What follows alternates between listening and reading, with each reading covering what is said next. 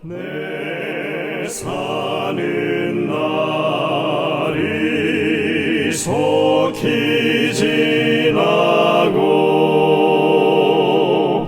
이 세상 영광 빨리 쇠하며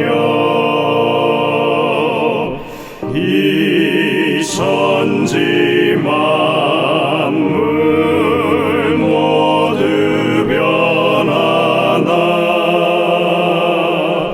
변함이 없는 주여 객소서. 주 홀로 막의제하시니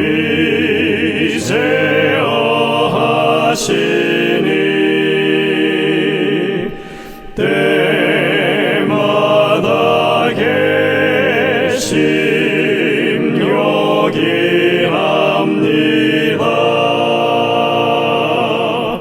주같이 누가 보하리까. 맑거나 흐린 때도 계소서. 주께서 나와 함께 계시면 원수의 세력 두려움 없도다. 사망의 솜이 어디 있느뇨. 내 승리 되신 주여 객소서.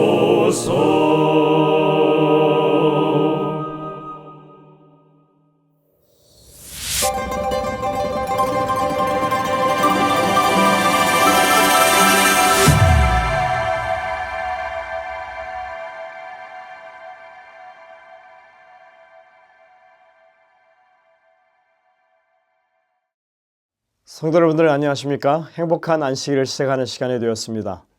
이제 함께 찬미를 부르시면서 예배를 열도록 하겠습니다. 처음에 부르실 찬미는 621장 찬미입니다. 주 하나님 독생자 예수. 혼성중창 찬양팀의 찬양인도로 함께 부르시겠습니다.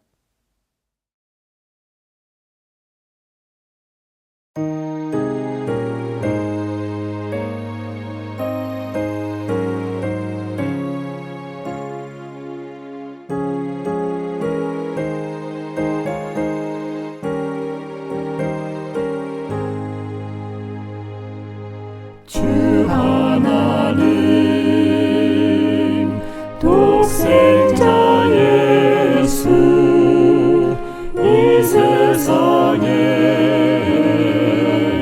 보내셨네. 죄인 위해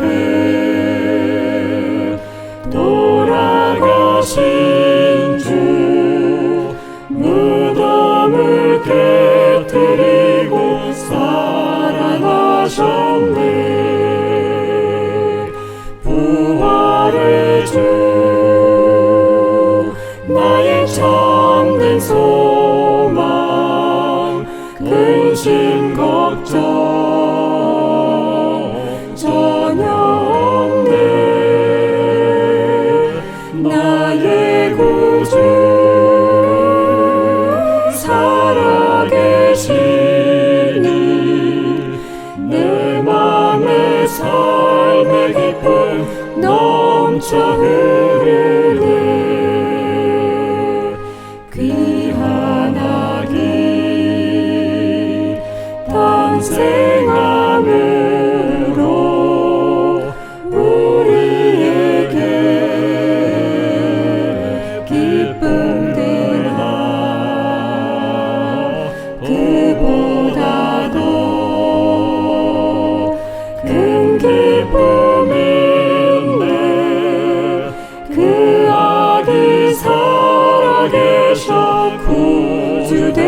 오신 것 부활의 주 나의 참된 소망 근심 걱정 전혀 없네 나의 구주 살아계시니 내 맘의 삶의 기쁨 넘쳐 흐르네.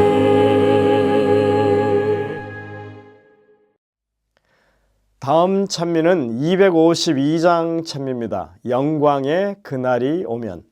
재림을 고대하는 찬미죠. 이 찬양 혼성 찬양팀의 찬양 인도로 함께 부르시겠습니다.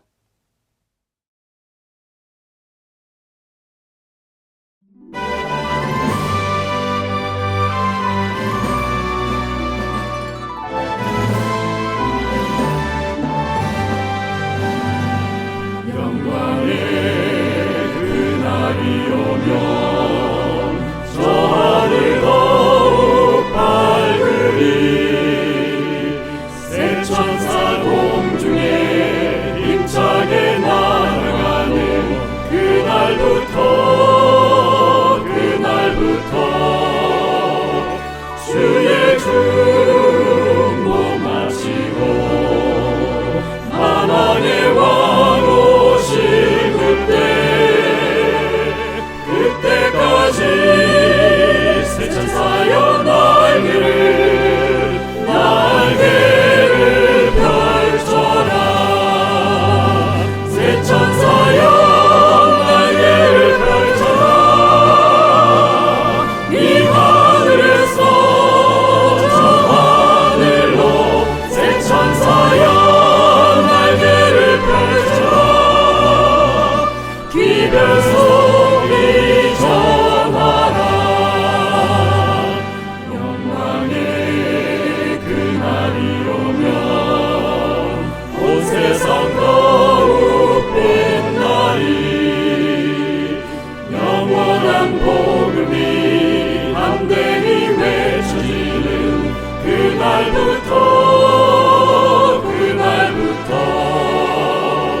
주의 심판 끝나고 만주의 주 오실 그때까지 새 천사의 복음을 전하라 선포하라 복음을 전하라 이 마을에서 저 마을로 성도들아 복음을 전하라 복음 속히 전하라 영광의 그날이 오면 온 천지 더욱 환하리 인치는 천사의 사명이 이루어지는 그날부터 주의 백성 구하여 영광의 왕 오실 그때까지 남은 자여 창조주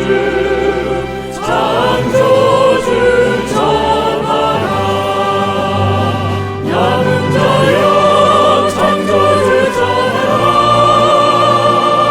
이 나라에서 저 나라로 남은 자여 창조주 전하라 기별 속히 전하라.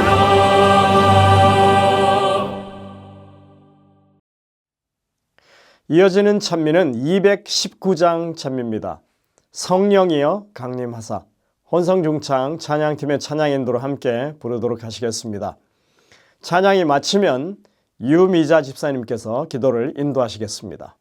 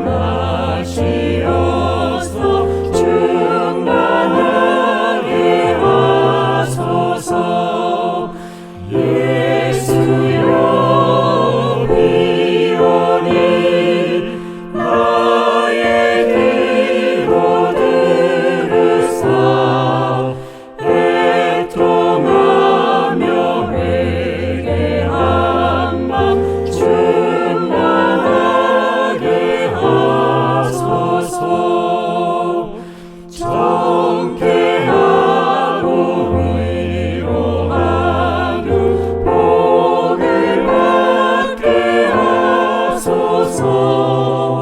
충만하게 하셨으니 무한 감사합니다. 예수여 비오니 나의 기도 들으사 애통하며 회개함만 충만하게 하소서.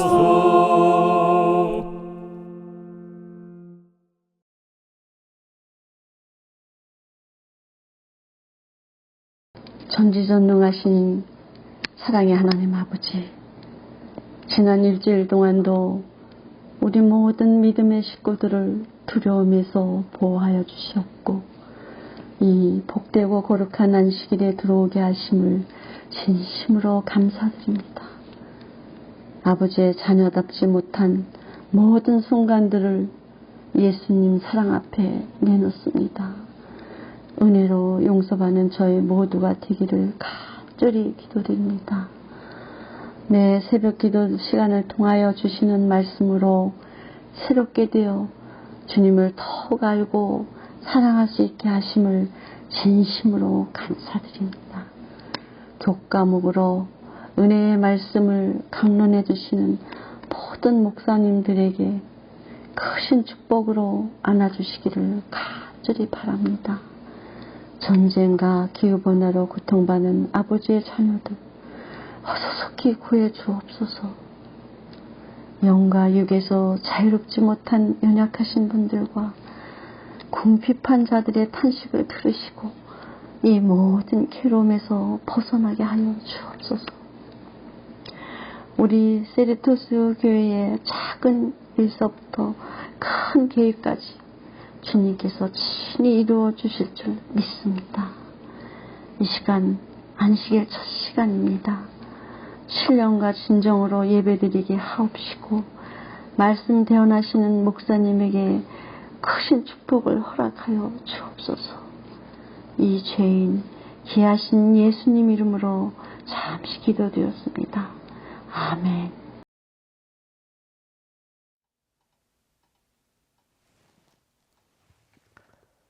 성도 여러분들, 한 주간 평안하셨습니까? 이 안식일 하나님의 은혜를 풍성하게 경험하시는 여러분들 되시기를 간절히 바랍니다. 요즘 날씨가 예전처럼 그렇게 따뜻하지는 않습니다. 환절기가 좀 길어진다고 하는 그런 느낌이 있는데요. 우리 모든 성도님들이 건강에 유의하셔서 이 시기를 잘 지내시기를 간절히 바랍니다. 여러분들 한 주의 삶을 어떻게 지내셨습니까?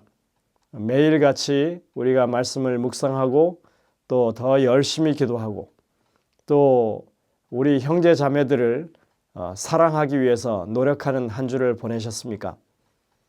우리가 이렇게 하는 모든 일들이 정말 믿음에 굳건하게 서기 위해서 주님의 발자취를 따르는 길이라고 하는 것을 우리가 생각할 필요가 있습니다.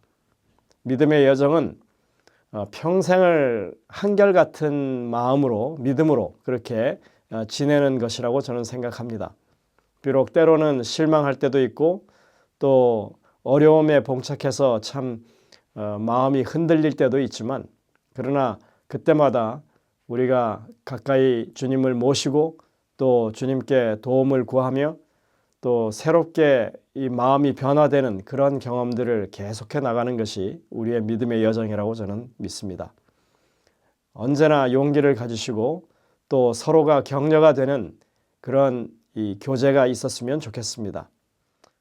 오늘 이 저녁에는 오클라호마 교회를 섬기시는 전상우 목사님께서 말씀을 주시겠습니다. 역대 왕들에 관한 이야기를 통해서 오늘날 우리의 삶에 필요한 교훈을 주시는 그런 내용입니다. 이제 준비된 특창을 들으신 이후에 목사님의 말씀을 듣도록 하겠습니다. 은혜가 넘치는 귀한 시간 되시기를 간절히 바랍니다. 내 눈 들어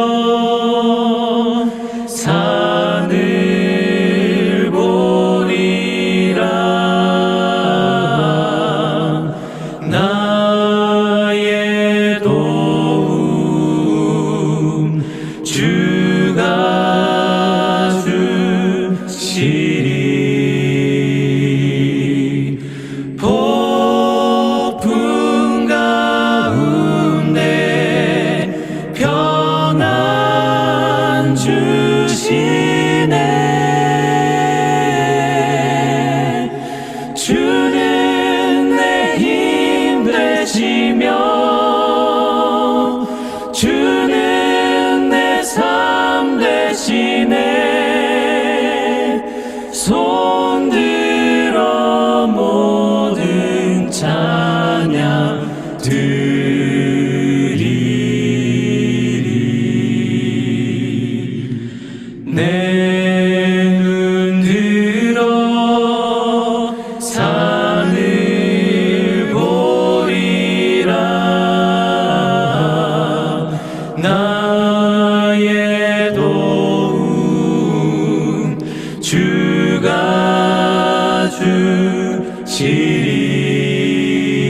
주시리. 폭풍 가운데 평안 주시네. 주는 내 힘 되시며 주는 내 삶 되시네.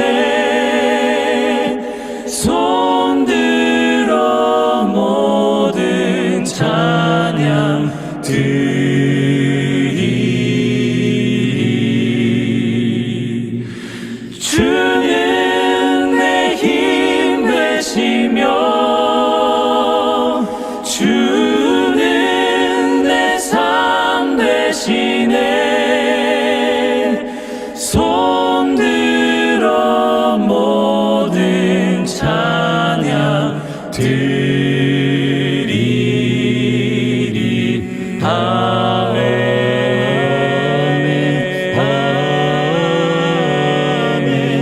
아멘.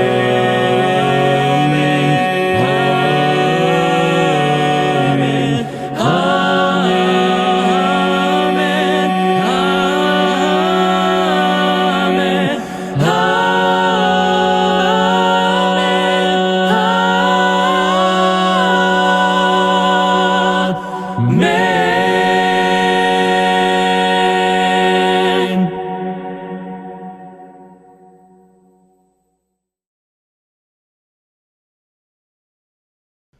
하나님의 말씀 열왕기상 11장의 말씀을 보시겠습니다. 그 즈음에 여로보암이 예루살렘에서 나갈 때에 실로 사람 선지자 아이야가 길에서 그를 만나니 아이야가 새 의복을 입었고 그 두 사람만 들에 있었더라. 아이야가 자기가 입은 새 옷을 잡아 12조각으로 찢고 여로보암에게 이르되 너는 10조각을 가지라. 이스라엘의 하나님 여호와의 말씀이 내가 이 나라를 솔로몬의 손에서 찢어 빼앗아 10지파를 내게 주고 내가 너를 취하리니 너는 내 마음에 원하는 대로 다스려 이스라엘 위에 왕이 되되 내가 만일 내가 명령한 모든 일에 순종하고 내 길로 행하며 내 눈에 합당한 일을 하며 내 종 다윗이 행함같이 내 율례와 명령을 지키면 내가 너와 함께 있어 내가 다윗을 위하여 세운 것 같이 너를 위하여 견고한 지부를 세우고 이스라엘을 내게 주리라. 하나님께서 우리에게 허락하신 은혜 가운데 지난 한 주간 평안하셨습니까? 오늘 우리가 다시 말씀으로 만나게 되었습니다. 성령께서 우리 각자의 심령에 함께 하셔서 이 말씀 가운데 우리에게 필요한 기별들을 허락하시기를 이 시간 간절히 바라겠습니다. 우리는 지난 시간에 신명기 17장의 말씀을 살펴보았는데 그 말씀 가운데 누가 이스라엘의 왕이 될 자격이 있는지가 나와 있습니다. 이스라엘의 왕이 되는 자격은 두 가지가 필요했는데 먼저는 그는 이방인이 아니어야 했고 또 한 가지는 하나님께서 택하신 자여야만 왕이 될 수가 있었습니다. 사울의 시대에 그랬던 것처럼 이미 왕이 있던 솔로몬의 시대에 왕의 자격을 갖춘 사람이 성경 가운데 등장하게 된 것입니다. 이 왕의 자격을 갖추게 된 사람의 이름을 성경은 우리에게 여로보암이라라고 소개합니다. 그는 큰 용사였다라고 기록되어 있습니다. 그의 유능함을 알아보았던 솔로몬으로부터 중요한 역사를 감독할 역할을 부여받았던 사람이었습니다. 그가 들판에서 하나님의 선지자 아이야를 만나고 이 선지자는 옷을 12조각으로 찢어서 그 가운데 10조각을 그에게 건넵니다. 그리고 여호와 하나님께서 당신을 10지파의 왕으로 삼으셨다는 말을 이 사람에게 전하게 됩니다. 그렇다면 하나님께서는 이미 왕이 존재하던 그 시대에 왜 또 다른 새로운 왕의 자격을 갖춘 자를 허락하셨을까요? 9절로 11절의 말씀입니다. 솔로몬이 마음을 돌려 이스라엘의 하나님 여호와를 떠나므로 여호와께서 그에게 진노하시니라. 여호와께서 일찍이 2번이나 그에게 나타나시고 이에 대하여 명령하사 다른 신을 따르지 말라 하셨으나 그가 여호와의 명령을 지키지 않았으므로 여호와께서 솔로몬에게 말씀하시되 내가 이러한 일이 있었고 또 내가 내 언약과 내가 내게 명령한 법도를 지키지 아니하였으니 내가 반드시 이 나라를 내게서 빼앗아 내 신하에게 주리라. 이스라엘 나라의 왕의 정통성은 혈통에 있지 않았습니다. 우리가 신명기 17장의 말씀에서 확인한 것처럼 이스라엘 왕의 정통성은 하나님께서 과연 그 사람을 택했느냐 택하지 않았느냐에 따라 정해지는 것이었습니다. 여로보암이란 사람이 왕의 자격을 갖추게 된 것, 하나님께서 선지자를 통하여 그에게 왕의 자격이 있음을 알리신 것은 솔로몬의 배도 때문이었습니다. 그가 올바른 길로 행하지 않을 때에 하나님께서 그의 나라를 빼앗아 다른 왕에게 주겠다고 말씀하셨던 것입니다. 이 여로보암이란 사람은 하나님께서 그를 직접 택하셨기 때문에 성경적으로 볼 때에 왕의 합당한 자격을 가지고 있는 정통성이 있는 사람이 되었던 것입니다. 선지자는 하나님께서 그를 왕으로 부르신 후에 어떠한 약속을 주시는지 이야기합니다. 내가 너를 취하리니 너는 내 마음에 원하는 대로 다스려 이스라엘 위에 왕이 되되 내가 만일 내가 명령한 모든 일에 순종하고 내 길로 행하며 내 눈에 합당한 일을 하며 내 종 다윗이 행함같이 내 율례와 명령을 지키면 내가 너와 함께 있어 내가 다윗을 위하여 세운 것 같이 너를 위하여 견고한 집을 세우고 이스라엘을 내게 주리라. 선지자는 겉옷을 찢어 10조각을 그에게 건네므로 하나님의 선택을 알렸습니다. 그리고 그와 동시에 그에게 하나님의 어떠한 약속이 주어졌는지를 이야기합니다. 이것은 우리가 성경에 앞서 보았던 사울, 다윗, 그리고 솔로몬에게 주어졌던 약속과 크게 다르지 않습니다. 하나님의 말씀을, 그분의 율법을 기초 삼아 나라를 통치할 때에 하나님의 약속된 축복이 너희에게 임할 것이라고 하나님께서 이야기하신 것입니다. 우리는 성경의 이 모든 내용들을 살펴볼 때에 하나님께서 분명하게 그를 왕으로 세우고자 의도하셨다는 사실을 바라보게 됩니다. 그러나 사람의 세상에는 두 개의 태양이 존재할 수 없었습니다. 이러므로 솔로몬이 여로보암을 죽이려 하매 여로보암이 일어나 애굽으로 도망하여 애굽 왕 시삭에게 이르러 솔로몬이 죽기까지 애굽에 있으니라. 다윗이 사울의 낯을 피하여 도망하였던 것처럼 여로보암 역시 솔로몬의 낯을 피하여 도망하였습니다. 그리고 그는 솔로몬의 죽음 때까지 애굽에 거하였습니다. 그리고 다윗의 아들 솔로몬이 그 열조에게로 돌아갈 시간이 이제 다가왔습니다. 솔로몬이 예루살렘에서 온 이스라엘을 다스린 날수가 40년이라 솔로몬이 그의 조상들과 함께 잠에 그의 아버지 다윗의 성읍에 장사되고 그의 아들 르호보암이 대신하여 왕이 되니라. 솔로몬의 죽음은 나라에 중대한 변화를 가져왔습니다. 표면적으로 그의 아들 르호보암이 나라의 위를 이을 다음 계승자가 되는 것처럼 보였습니다.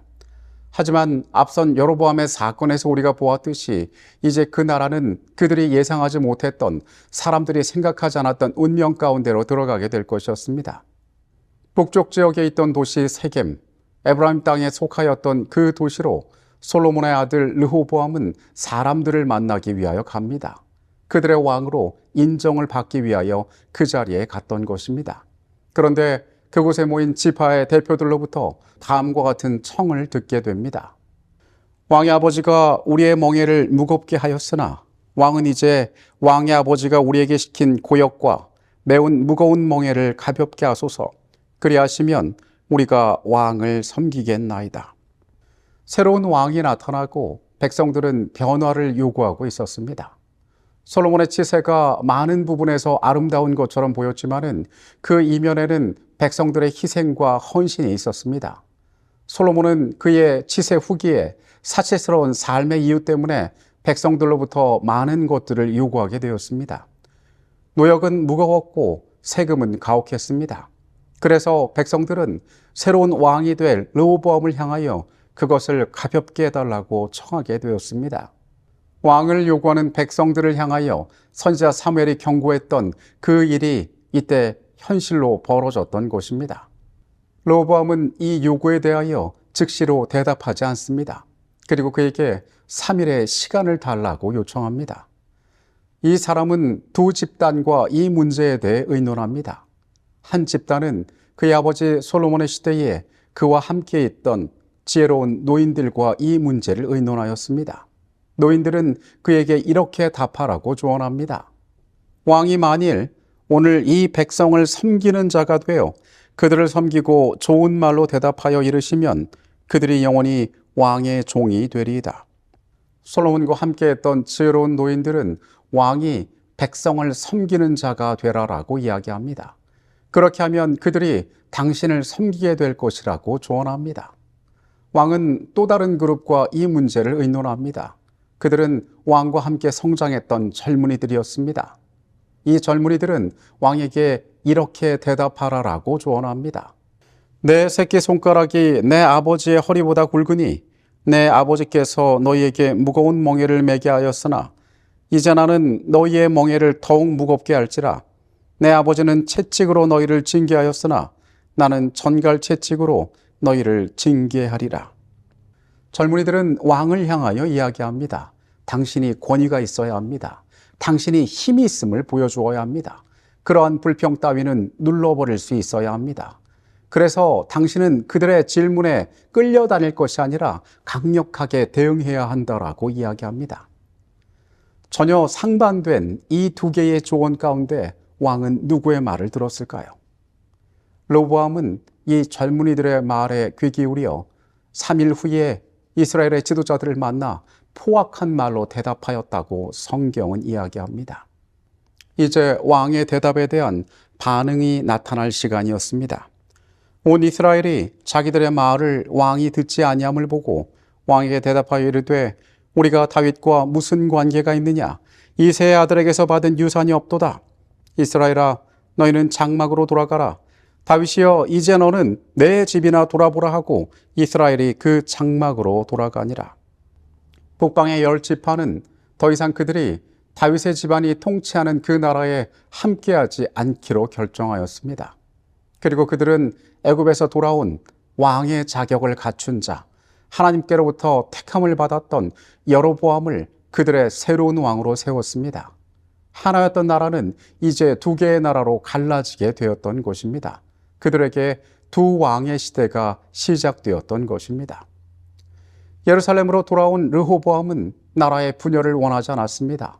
자신의 왕권의 약화를 원하지 않았습니다. 그래서 유다와 베냐민으로부터 18만 명의 용사를 소집합니다. 다시 통일을 위한 전쟁을 시작하려고 준비하였던 것입니다. 같은 민족 간에 피비린내 나는 내전이 시작될 위험이 있었습니다.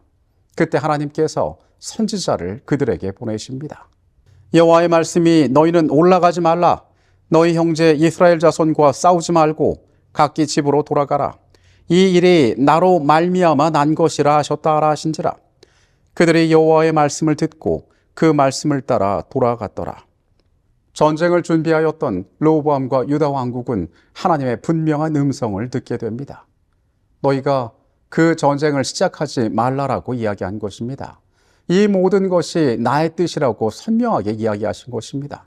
그러니까 북방에 새롭게 세워진 그 나라는, 북방에 새롭게 세워진 그 왕은 나의 의도대로 되었다고 하나님께서 선언하셨던 것입니다.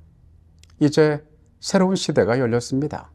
여로보암이 북방의 왕으로 등극하게 되었던 것입니다. 성경은 이 여로보암의 시작에 대해서도 우리에게 이야기해 주고 있습니다. 여로보암이 에브라임 산지에 세겜을 건축하고 거기서 살며 또 거기서 나가서 분회를 건축하고 그의 마음에 스스로 이르기를 나라가 이제 다윗의 집으로 돌아가리로다. 만일 이 백성이 예루살렘에 있는 여호와의 성전에 제사를 드리고자 하여 올라가면 이 백성의 마음이 유다 왕 된 그들의 주 르호보암에게로 돌아가서 나를 죽이고 유다의 왕 르호보암에게로 돌아가리로다 하고, 왕이 된 여로보암은 앞서 등장했던 에브라임 가운데 있는 세겜의 새로운 나라의 도읍을 만들었습니다. 그곳에 자신이 거처할 궁을 만들고 여러 가지 제도적인 정비를 마쳤습니다. 그가 나라의 기틀을 잡을 때에 그의 마음 가운데 있는 한 가지 고민이 있었으니 그것은 종교적인 문제였습니다. 그 시절 예배의 중심은 예루살렘에 있었습니다. 그곳은 하나님 앞에 봉헌된 도시였고 그곳에 하나님의 임재가 머물고 있었습니다. 절기마다 그들은 예루살렘으로 모였고 그곳에서 그들이 하나님의 백성이며 하나님께서 그들의 삶을 어떻게 인도하시는지를 찬양하였습니다. 그런데 모든 형편이 바뀌어진 지금 예루살렘은 더 이상 그의 통치가 미치는 땅이 아니었습니다. 만약에 그의 백성들이 여전히 이전의 방법대로 예배하기 위하여 그 땅을 찾아간다면 그의 권세는 크게 약화될 것이 뻔하였습니다. 그리고 그 일로 말미암아 백성의 마음이 이 남방 유다의 왕을 향하게 되고 자신을 죽이고 결국 모든 것을 잃어버릴까 봐 이 새로운 왕은 염려하기 시작하였습니다. 하나님께서 그에게 정통성을 부여하시고 다윗의 집안에게 주신 것과 동일한 약속을 허락하셨지만은 분명히 이것은 그가 처한 또 다른 현실의 문제였습니다. 뭔가 새로운 조치가 필요한 것처럼 보였습니다. 이에 계획하고 두 금송아지를 만들고 우리에게 말하기를 너희가 다시는 예루살렘에 올라갈 것이 없도다. 이스라엘아, 이는 너희를 애굽 땅에서 인도하여 올린 너희의 신들이라 하고 하나는 베델에 두고 하나는 단에 둔지라. 이 일이 죄가 되었으니 이는 백성들이 단까지 가서 그 하나에게 경배함이었더라. 세상적인 의미에서 표현하자면 이 여로보암은 종교 개혁을 단행했습니다. 그는 이전에 믿어오던 것과는 다른 것들을 백성을 향하여 제시했습니다. 2개의 금송아지를 만들었고 그것을 베델과 단에 두어 새로운 예배의 장소로 그곳을 준비시켰습니다. 그리고 백성들에게 설명하기를 이스라엘아, 이것은 너희를 애굽에서부터 인도하여 낸 신이라고 그들에게 설명하였습니다. 여러분, 금송아지와 그리고 너희를 애굽에서 인도하여 낸 신이라고 말하는 이 모습들, 우리가 성경에서 본 적이 있는 것 같지 않습니까? 출애굽기 32장에 이스라엘이 크게 배도하여 심판에 빠졌을 때에 그것과 동일한 행동이 여기에서 나타났던 것입니다. 이제 그들은 여호와 하나님이 그들을 인도한 신이라고 인정하지 않기로 마음먹었습니다. 이제 새로운 것이 너희에게 주어졌고 너희가 그것을 믿으면 된다라고 이야기하는 것입니다. 그러니까 너희는 더 이상 예루살렘에 가지 않고 이 땅에서 예배드려도 된다라고 말하였던 것입니다. 성경은 분명하게 이 일이 죄가 되었다라고 이야기합니다.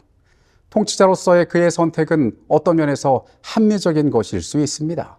더 이상 그 나라를 위협하는 종교적인 특성에 대한 변수를 두지 않아도 되기 때문에 백성들이 더 이상 예루살렘에 가지 않아도 되기 때문에 그는 지혜로운 판단을 하였다고 세상 사람들은 말할 수 있습니다. 그러나 이것은 분명한 죄였습니다.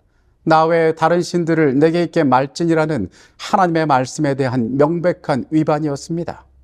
그는 하나님께로부터 왕의 정통성을 부여받았음에도 불구하고 그분의 약속 가운데 거하지 않았음이 이 과정에서 분명하게 드러났던 것입니다.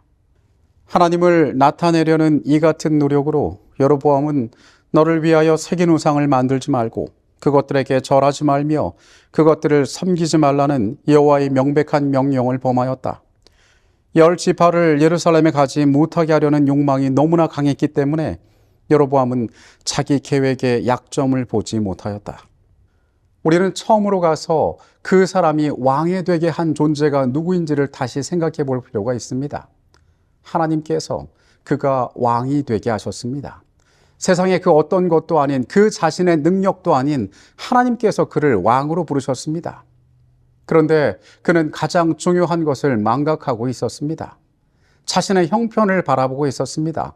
그에게 가장 중요한 것은 자신의 생명이 위협받지 않는 것, 그의 나라가 세상적으로 든든히 서는 것이었습니다. 그러한 잘못된 판단과 생각 끝에 그 자신이 누구인지를 온전히 깨닫지 못하였을 때에 그는 어리석은 선택을 할 수밖에 없었습니다. 그의 이 선택은 온 나라의 지지를 받지 않았습니다. 많은 백성들은 새로운 예배에 참석하고 그의 방법에 따라갔고 왕이 말하는 말들에 순종하였을지 모르지만은 그 가운데 분명한 양심을 가지고 하나님을 섬기던 자들이 있었습니다. 먼저 레위인들은 이 거짓 제단에서 예배하기를 거부하였습니다. 그곳에 세워진 그것들은 하나님께 드리는 예배가 아니었음을 그들은 잘 알고 있었습니다. 그래서 이때 레위인들은 그들의 땅을 떠나서 그들이 섬기던 사역하던 지역을 떠나서 남방 유다로 이동하게 됩니다. 레위인 외에도 신실하게 하나님을 섬기던 많은 백성들 역시 마찬가지였습니다. 그들은 거짓 제단에 경배할 수 없었습니다. 거짓이 참을 대체할 수가 없었던 것입니다.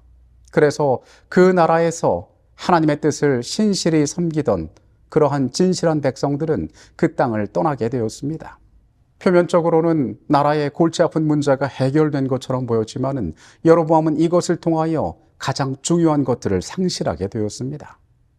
선지자의 글은 이렇게 시작된 두 왕국의 운명이 어떻게 흘러가게 되었는지를 우리에게 이야기해 줍니다. 일찍이 르호보암 통치 초기에 나라가 분열됨으로 인하여 이스라엘의 영광은 떠나기 시작했으며 그 후에 결코 그 찬란한 영광을 다시 회복하지 못했다. 그 후 수세기를 지나는 동안에 때때로 도덕적으로 훌륭하고 선견지명이 있는 사람들이 다윗의 보좌를 차지하였으며 이러한 군주들의 통치로 인해 유다 사람들에게 내린 축복이 인근 민족에게까지 미쳤다. 때때로 여호와의 이름이 모든 거짓 신들 위에 높임을 받았고 여호와의 율법은 존중이 여김을 받았다. 때때로 유력한 선지자들이 일어나 통치자들의 손을 강하게 하고 백성들을 격려해서 계속 충성하도록 하였다. 그러나 르호보암이 왕위에 오를 때에 이미 싹튼 악의 종자들은 결코 완전히 근절되지 않았을 뿐 아니라 한때 하나님의 은총을 받던 백성들이 이방인들 중에 웃음거리가 될 만큼 깊이 타락하기도 하였다. 그러나 우상 숭배의 습관에 젖어버린 자들의 완고함에도 불구하고 하나님께서는 자비스럽게도 분열된 나라가 완전히 멸망하지 않도록 당신의 능력으로 하실 수 있는 모든 일을 하시고자 하였다.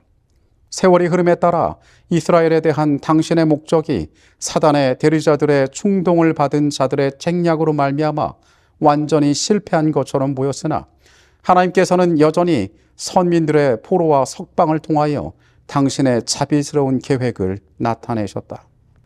우리는 앞서 이 여로보암을 왕으로 세웠던 것은 하나님이셨다라고 이야기하였습니다.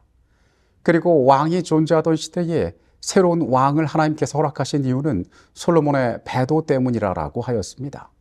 그렇다면 새로운 왕의 존재는 이 솔로몬의 나라 유다 왕국에는 심판으로 다가왔던 사건이었습니다. 왜 하나님께서 나라의 분열을 허락하셨는가? 하나님께서 왜 그들에게 그런 운명을 주셨는가? 우리는 생각해 볼 수 있습니다.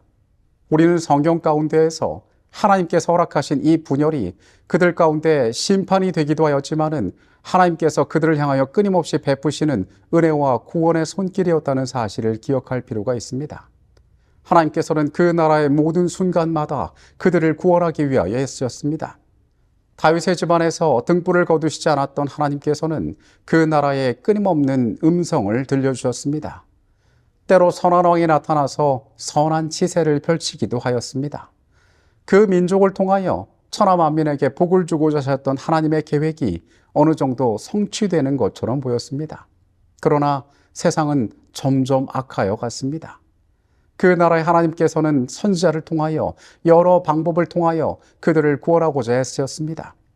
이 모든 일들이 하나님께서 그들을 심판하심은 물론 그들을 구원하시기 위하였다는 것을 우리는 기억할 필요가 있습니다.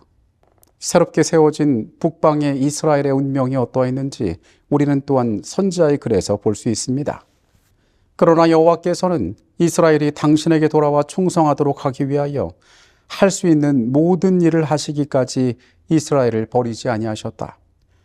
연달아 일어난 통치자들이 대담하게 하나님을 대적하고 이스라엘로 더욱 깊이 우상 숭배에 빠지게 했던 길고 어두운 세월을 통하여 하나님께서는 뒤로 물러간 당신의 백성에게 연달아 기별을 보내셨다.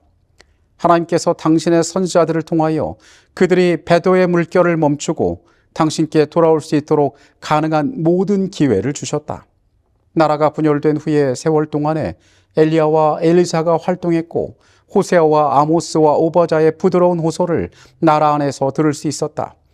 이스라엘 나라를 죄에서 구원하기 위하여 하나님의 강하신 능력에 대한 훌륭한 증인들을 보내지 않고 버려둔 적은 결코 없었다.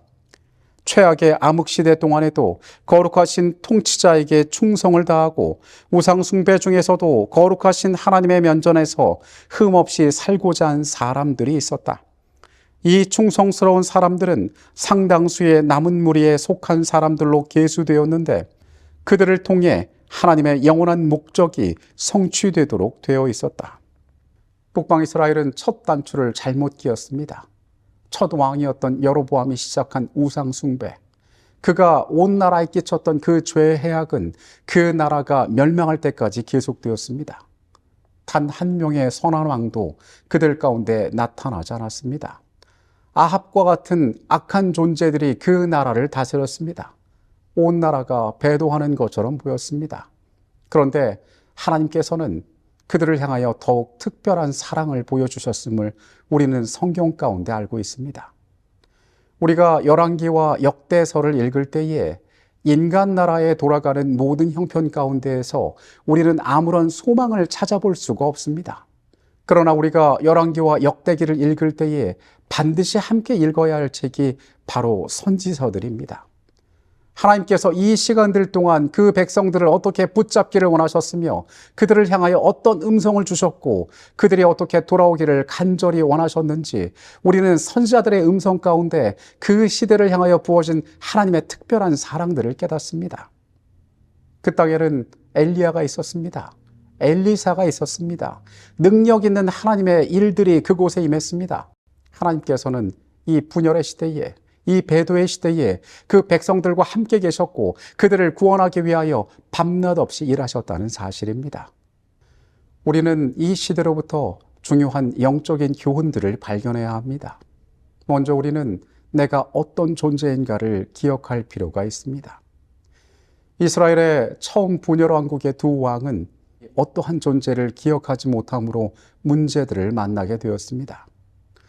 먼저 르호보암은 젊은이들의 조언에 귀를 기울여 잔인하게 그 백성들에게 대답함으로 그의 나라의 상당 부분을 잃어버리게 되었습니다.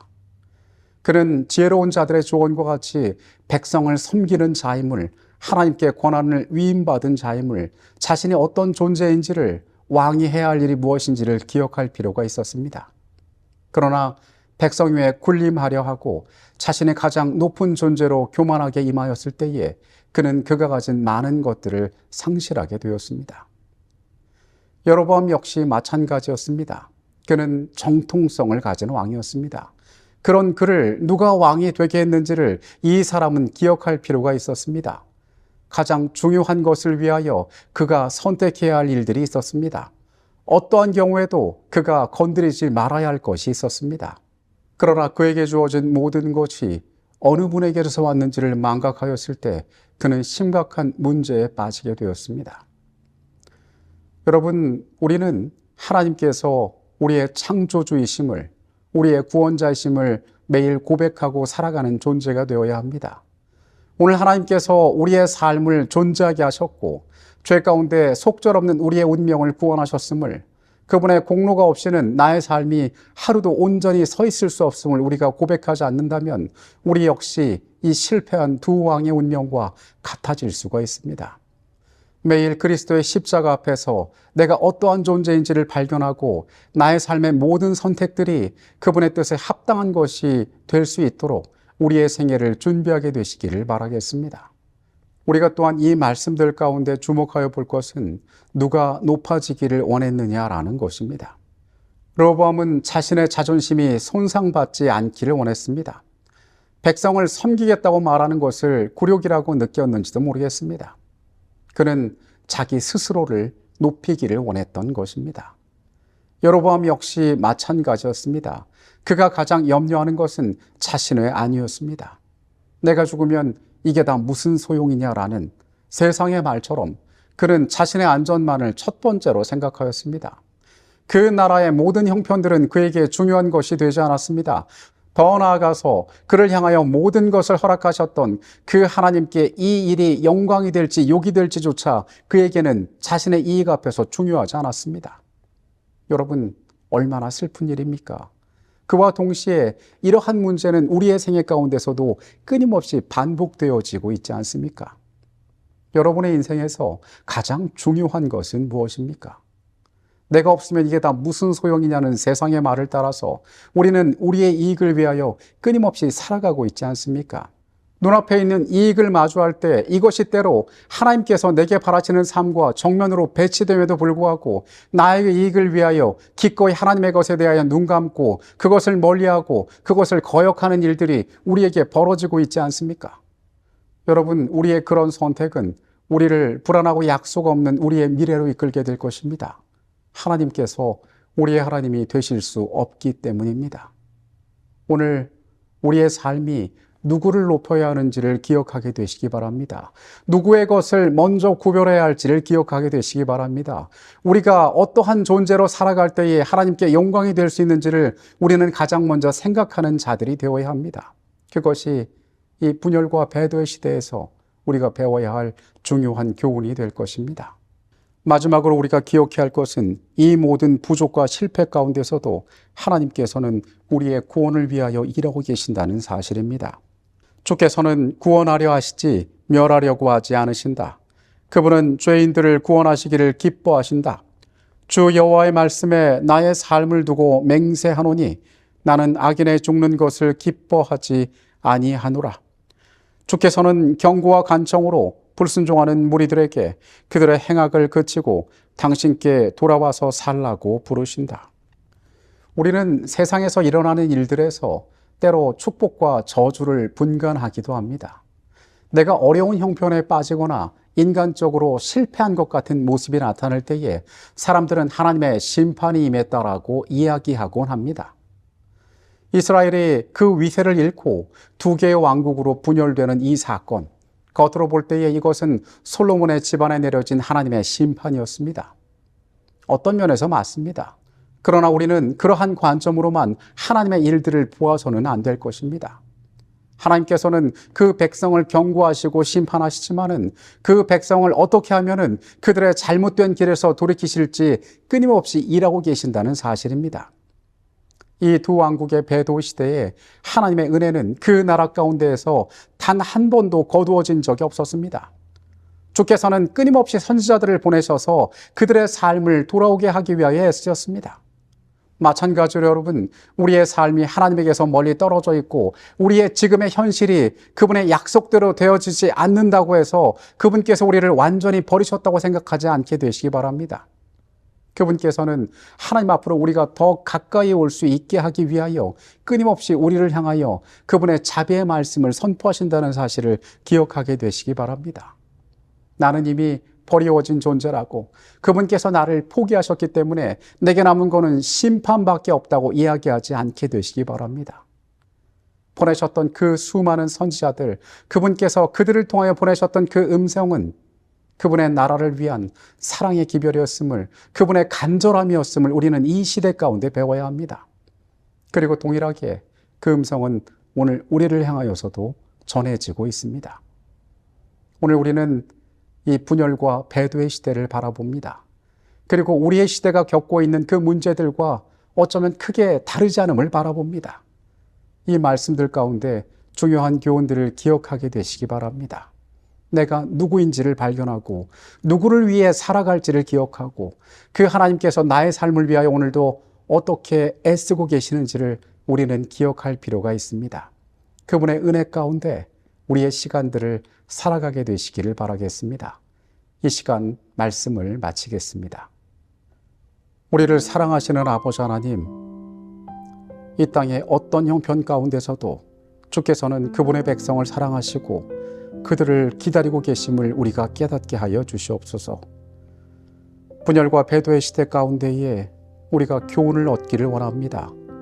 하나님, 우리가 어떤 존재이며 나의 삶이 누구를 높이고 있는지 우리 스스로가 발견하게 하여 주시옵소서. 어두운 시절 선지자들을 통하여 그들을 깨우시고 돌아오라 호소하셨던 그 하나님의 음성을 우리가 기억하게 하여 주시옵소서.